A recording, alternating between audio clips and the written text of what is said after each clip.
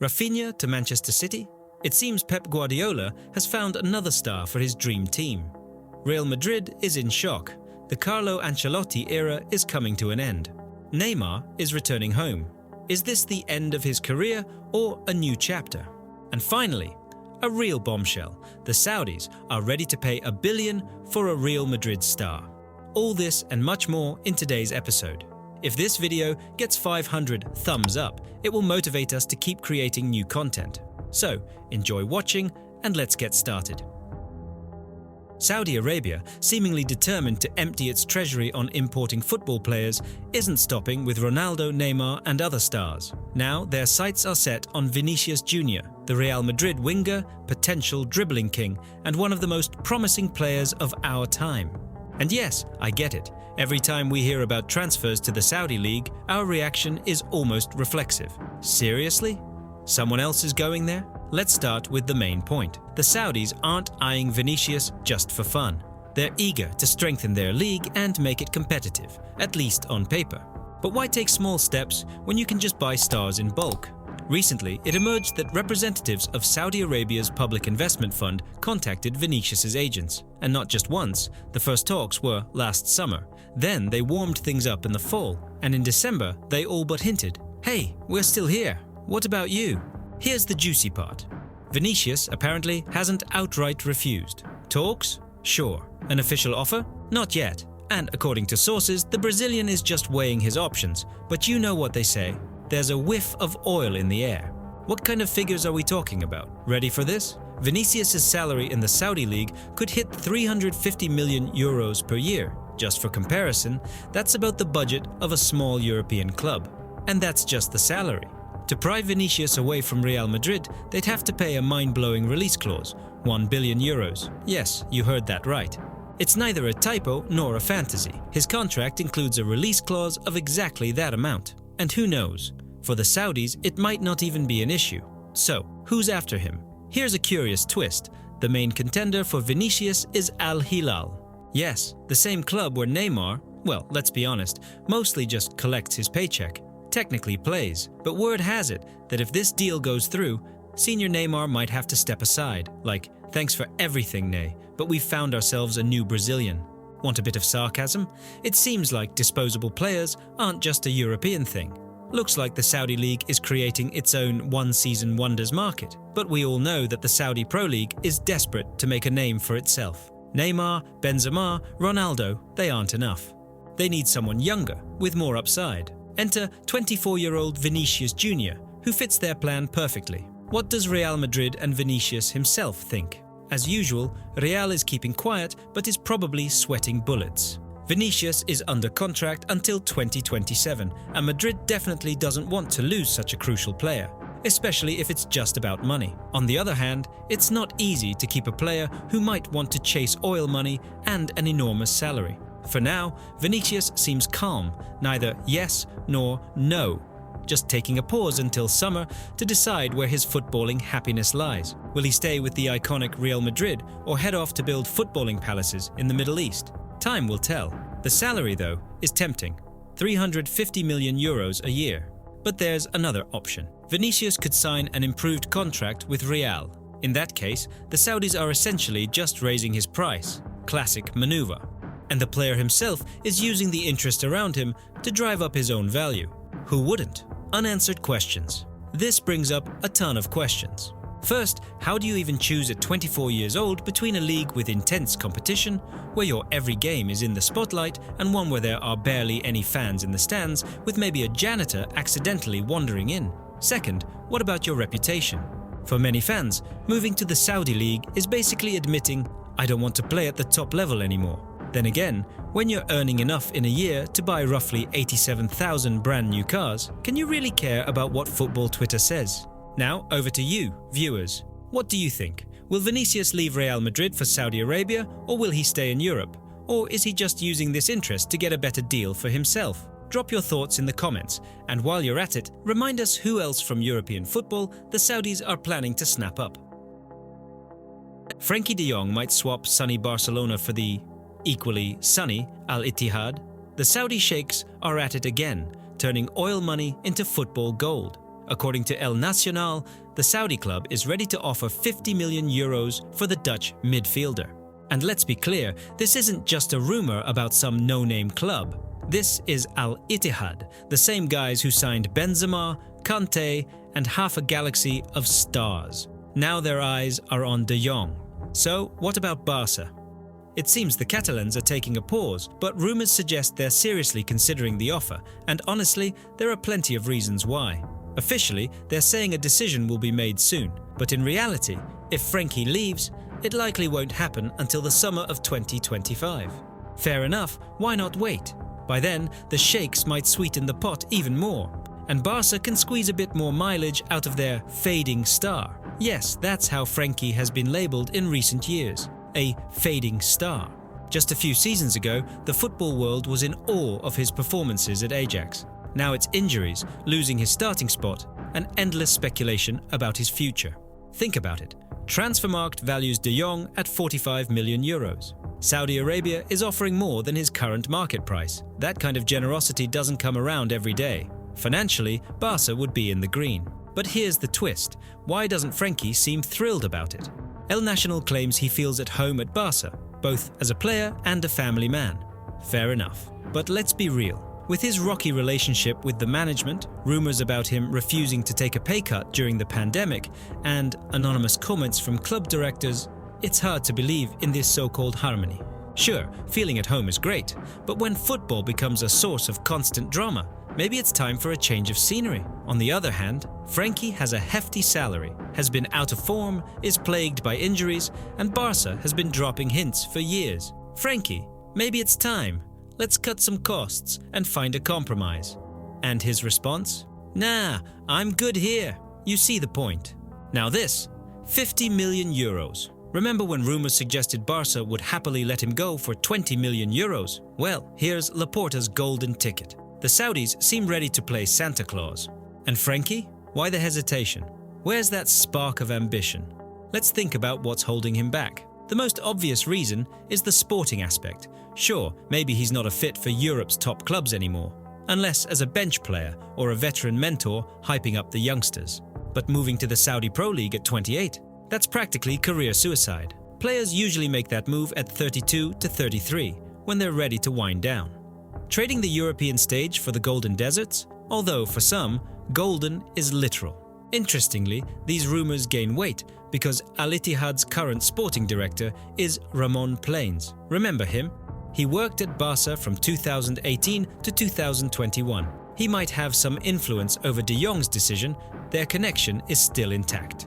And let's be honest, considering the all-star summer camp of former European greats now playing in Saudi Arabia, Frenkie would fit right in. But the real question is, would De Jong himself be satisfied with such a move? Would he risk becoming just another highly paid player who vanishes from the football map?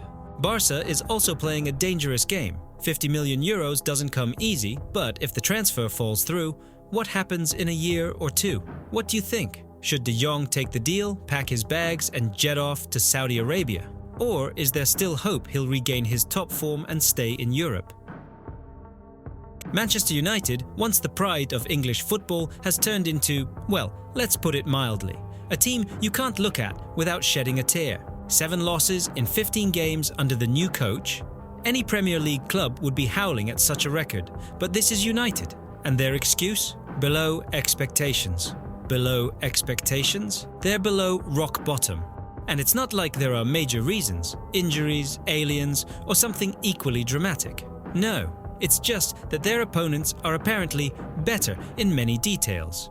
Oh, these details. Like football is about assembling a Lego set, not kicking a ball. The worst part, the team seems to have forgotten how to play consistently. One day they might show a glimpse of actual football, and the next, another disaster. And poor Ruben Amorim, though rumors suggest he won't stay poor for long, just shrugs. Nothing I can do, he says. The players? Not exactly world class. A tough moment, he calls it. Oh, it's a tough moment, all right. Admitting the club is in a deep, well, you know, takes guts. And at home, losing at Old Trafford, that's just beyond unacceptable. The fans, already fed up with 20 years of Glazer ownership, those American guys who seem to confuse football with baseball, are at their wits' end. green and gold scarves, alternative clubs. They've tried everything to show their frustration. And then a miracle. Sir Jim Ratcliffe appears, the local billionaire and lifelong United fan. Finally, a savior, right? But so far, the saving isn't going so well. Sure, the Glazers left scorched earth behind. Imagine not having a competent sporting director for years. But even the new decisions are raising eyebrows. On the flip side, if unpopular moves help in the long run, why not? But the future is a tricky thing. And United sitting in 13th place. That's the present. Nobody wants to see them stay there. And now, Ruben Amorim. After another home fiasco, 6 home losses, imagine that, the brilliant coach announces he's not changing a thing. Let everyone else suffer, he says. Maybe that's his idea of boosting team morale. Or maybe he's just given up. We need to live through this moment, he says. Sure, we'll live through it. What choice do we have? Then comes the cherry on top. We're the worst team in Manchester United's history. Curtain call. Did you hear that? From the coach, a professional. He doesn't believe in his team, but the players are supposed to? Bravo, Ruben. Bravo. You could call it honesty, but I'd say it's more like we're screwed. And you have to wonder, why was he hired in the first place? United is clearly out of his league. The Red Devils need a leader, a charismatic figure, someone ready to take drastic action. And here, a quiet disaster. And to top it off, he agreed to take over mid-season. What was he hoping for? Who knows? Here's another fun twist. The transfer window is open, but United, dead silent. No signings. Why? Maybe the bosses regret hiring Amorim already? Maybe they're waiting for summer to quietly show him the door. Why give him money for players if he's on his way out? It's all doom and gloom. 13th place isn't just bad, it's a disaster. Even Ten Hag, who wasn't exactly loved, probably wasn't this bad. Can Amorim pull the team out of this mess? Big question. Very big. What do you think, guys? If United finishes the season around 11th to 13th place, will they sack Amorim or give him another shot? Or is this season already a write-off? So, Manchester United is desperately trying to offload Marcus Rashford this winter. Sounds wild, right? Not long ago, this guy was practically the face of the team, a Carrington Academy graduate, a fan favourite, and now it looks like he's heading out on loan. Not a sale, just a loan. But why? The explanation is both simple and complicated. Marcus is pocketing a hefty £300,000 a week, a number that makes accountants grow grey hairs instantly. Add to that a loan fee, somewhere between 6 to 8 million euros. So yeah, he's a golden player, but not every club can afford him. At one point, it seemed like Rashford was bound for Milan. You know, sunshine, pizza, San Siro, it all sounded perfect. But Marcus backed out. Why? Because apparently he was dreaming of Barcelona. And honestly, who wouldn't, watching their style of play? But here's the problem. Barca might be the most cash-strapped top club in Europe. They're still digging through financial reports, trying to sell players to scrape together enough for a new star. For example, they're trying to offload Ansu Fati. But guess what? The guy doesn't want to leave. Familiar story, right? Why go when you're already getting paid? While Barca is busy arguing with players, Borussia Dortmund has entered the race for Rashford. Looks like they remembered how they revived Jadon Sancho and thought, why not try again? Reports suggest that the Germans have already started talks with Manchester United, and if all goes well, Marcus could be in Dortmund for his medical as early as Thursday. At least, that's what Bild claims. But Fabrizio Romano says we need to wait for the club's representatives to meet, so the rumours are flying, but the truth is somewhere in between. Here's the catch though. For Marcus to move to Dortmund, he'll either have to take a pay cut or United will have to agree to cover part of his salary. And here's my question. Why even bother? Paying 8 million euros for a loan without a buy option and with those salary demands. Dortmund's logic is interesting, to say the least. Like, we'll loan him, give him a chance, and then send him back to United. Though, to be fair, Marcus could genuinely help them. A Rashford in form and with the right mindset can be a game changer. But the key phrase here is in form, and that's been a problem for Rashford lately. Now for some gossip that spices things up. Rumour has it that Dortmund initially wanted to bring in Rashford alongside a new coach. And that coach could have been Erik ten Hag. Yes, the former United manager who supposedly wanted to fix past mistakes. Word is, he believes that with the right approach, Rashford can become a star again. But let's be real. Trusting this info is like believing Neymar will return to Barcelona. Too many ifs. don't you think? And here's the kicker. Dortmund might be willing to pay, but the overall costs still don't make much sense. Seriously, spending 8 million euros on a player who's heading back to Manchester in the summer? Are the Germans suddenly loaded, or is there something we don't know? Next to Barca's budget, they look like big spenders, but it's still not the smartest strategy, right? So, what's the morale of this saga? If there even is one. Marcus needs to make a decision. Either he waits for Barca, who may not be financially ready even on the final day of the transfer window, or he starts packing for Dortmund. And here's another dilemma for Borussia. They might spend big on a player, only for United to jack up his transfer fee in the summer if he plays a few decent matches. It's like they're doing United a favour by giving Rashford a platform. So we're left asking, should Dortmund take the risk, splash the cash on Marcus, or should they look for someone else? And maybe Barca should finally just sell Ansu Fati and, for once, get out of their financial mess. What do you think? Neymar, the guy who once made us marvel at his magic on the pitch, might be heading back home to Santos. Neymar isn't just a player for Santos, he's their golden boy. It was at this club that he took his first steps in professional football, scoring 136 goals in 225 matches and winning the hearts of millions. And who could forget that famous Copa Libertadores triumph when everyone said, "Here's the new Pelé." But as they say, stars don't stay in one place for long. In 2013, at just 21 years old, Neymar moved to Barcelona and set out to conquer Europe.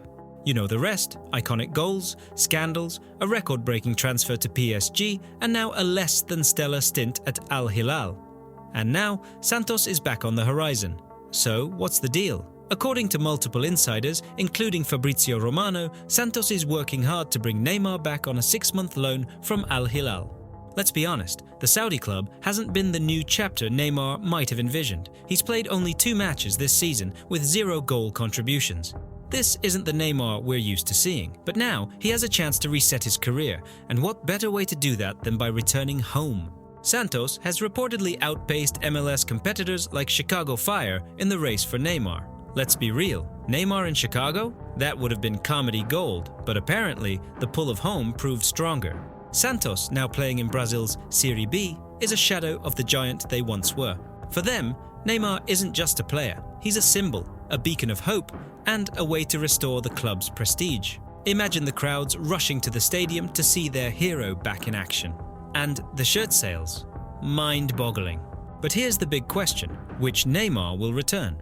The superstar who dazzled at the Confederations Cup, or the injury-prone, exhausted player we've seen in recent years? According to Diario do Peixe, Santos and Al-Hilal have already reached an agreement. All that's left are the signatures.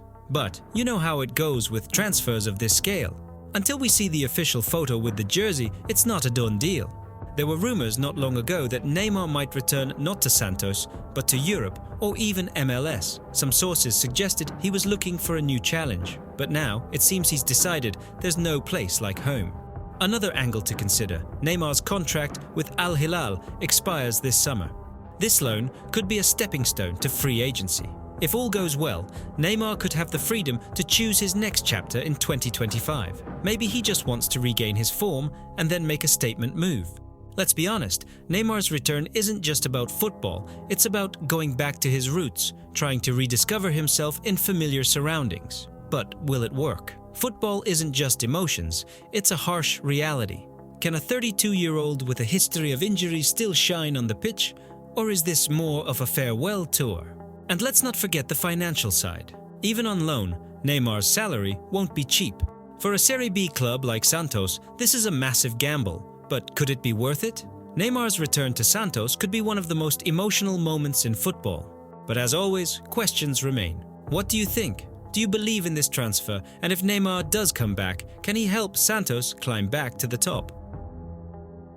Carlo Ancelotti, as reported by the media, has decided to step down from his position at Real Madrid at the end of the season. Yes, this isn't just another rumor, it's a pretty official piece of information, though let's be honest, in the world of football, the term official is quite flexible. So, what do we have here? A man who just became the most successful manager in Real Madrid's history, 15 trophies, Carlo, you've earned yourself a bronze statue, suddenly decides to hang up his laurels and declares, "My cycle at the club is over." Talk about a plot twist. Let's not forget that Ancelotti has already managed Real Madrid twice, bringing fans countless celebrations, including those iconic Champions League triumphs. But Carlo is a man of cycles. He works for 3.5 years, collects every possible trophy, and then says, "That's enough for me." Even if he bags a couple more trophies this season, and we know winning is a habit at Real Madrid, it seems the Italian isn't planning to change his mind. And his plans? Oh, they're grand. Maybe not Brazil's national team, but definitely something new. What do you think? Where could this football guru go next? Rumors about Brazil have been circulating for years. Last season, he was heavily linked with replacing Tite, and now several sources claim that Brazil is still waiting for Carlo with open arms. But here's the twist. According to the latest reports, Ancelotti is unlikely to take the job. Could it be that he's already found a new project? Remember, Carlo loves surprises. Meanwhile, Real Madrid president Florentino Perez isn't one to sit idle for long. Persistent rumors suggest that the next head coach will be Xabi Alonso. Yes, the very same Xabi Alonso who was once the brains of Madrid's midfield and last season worked wonders with Bayer Leverkusen. In just a season and a half, he brought the club to such a level that they won the Bundesliga for the first time ever last year. Many see Alonso as the new Zidane, only younger and more ambitious, but it's not that simple. Alonso has a contract with Bayer until 2026, and the Germans won't let their star coach go without a fight.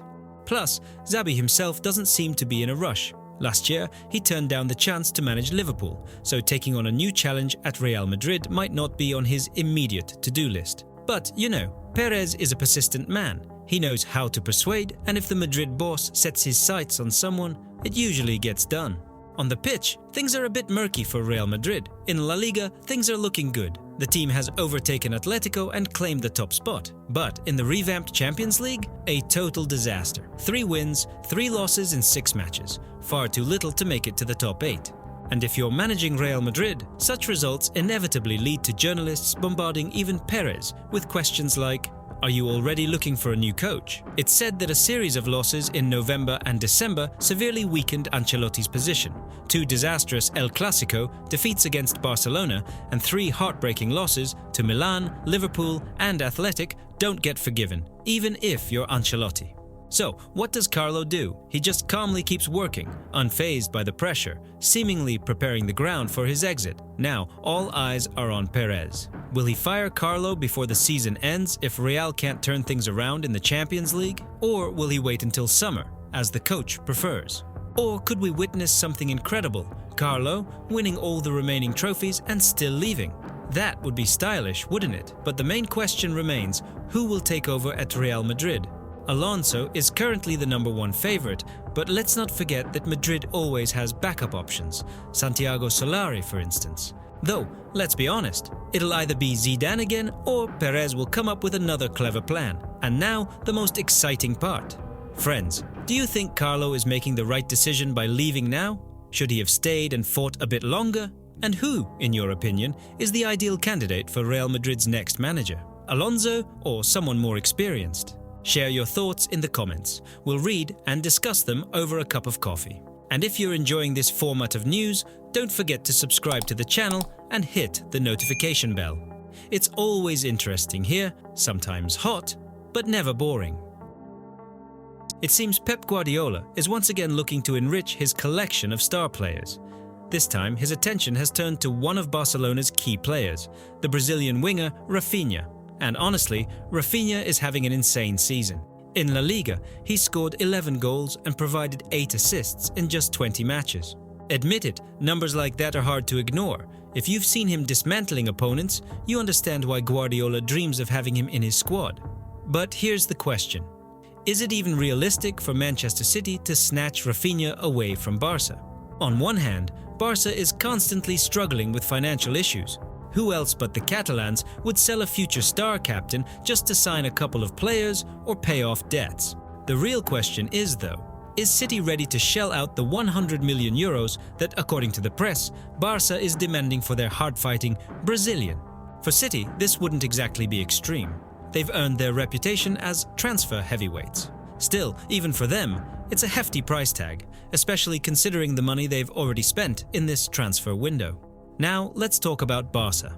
Hansi Flick has just started building something meaningful there. Remember, he replaced Xavi, and so far his results have been impressive. It seems like Barca is on its way back to the top of European football. Now, imagine Flick losing Raphinha, one of the key players in his system. It's hard to picture the German coach being happy about that, especially since the club has been through so much turmoil in recent years. First, Messi left. Then they were hit by a financial crisis. And now, Raphinha, who's single-handedly pulling off wins in crucial matches, might be taken away. In my opinion, Barca won't let him go that easily. Or, as they say, it will take a very compelling argument, 100 million euros to be precise. But here's the catch. Money might actually end up being the deciding factor. Everyone knows Barca are masters of flashy transfer spending, only to cry about finances later. They paid Leeds 58 million euros for Raphinha, and now they want double that. Business at its finest. But there's another problem. Rumor has it that City's interest alone might not be enough. Raphinha has publicly stated that he's happy at Barca and doesn't plan on leaving. Sure, that sounds great for Barca fans, but let's be honest. In football, statements like that hold about as much weight as Tottenham in the Champions League race. Today, you're happy in Barcelona. Tomorrow, you're enjoying the Manchester rain. And the day after, your agents are telling everyone you never promised anything. And let's not forget about Pep Guardiola. This guy knows how to find the right arguments when it comes to his favorite tactics and positions. Convincing a player that he'll have a legendary career under Pep's guidance is his personal superpower. If Raphinha decides to move to England, stopping him without handcuffs might be a challenge. But let's think this through. Does City really need Raphinha? The obvious answer is yes. He's not only a master of slicing through defenses, but also excellent at tracking back, which, as you know, is Pep's rule number 1. Play beautifully, but don't forget to defend. From this perspective, Raphinha seems like the perfect fit for City. But their squad is already so stacked that it feels like they'd need 2 more benches just to fit everyone in. Where will they put him? Who steps aside? Or is Pep ready to reinvent a new position to accommodate the Brazilian in his perfect football symphony? For now, the situation remains as murky as ever. Too many ifs and maybes. Barca's financial woes, Flick's ambitions, Raphinha's own aspirations, all of it forms a picture where we've only got a few puzzle pieces. Whether this puzzle turns into a completed transfer, only time will tell. What do you think, friends? Should Raphinha join City, or should Barca hold on to him at all costs? Share your thoughts in the comments. I'll be reading them. And hey, don't forget to subscribe to the channel. Here, we discuss football the way it happens in real life, with emotions, jokes, and a fair share of irony. See you in the next video.